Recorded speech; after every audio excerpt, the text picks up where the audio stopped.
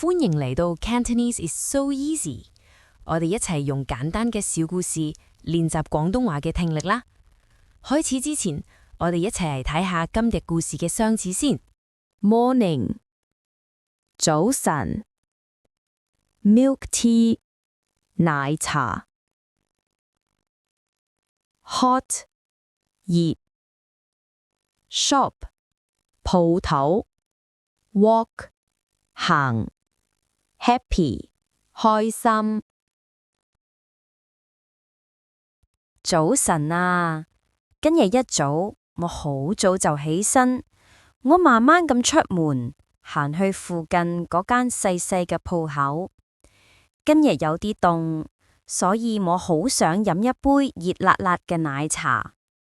嗰間鋪頭雖然好細，但係好乾淨，感覺好舒服。我對住老闆笑一笑，講：早晨啊，我想要一杯熱奶茶。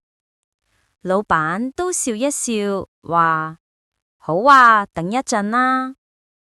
啲聲音好溫柔，令人聽咗好放心。好快，奶茶就整好啦。我攞住個杯熱奶茶，感受到杯身暖暖地，真係覺得好舒服，好開心。我慢慢咁行出鋪頭，呼吸一下朝早清新嘅空氣。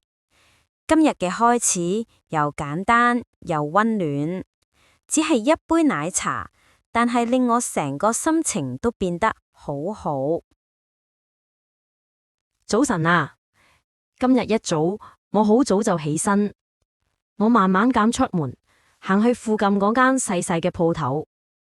今日有啲凍，所以我好想飲一杯熱辣辣嘅奶茶。嗰間鋪頭雖然好細，但係好乾淨，感覺好舒服。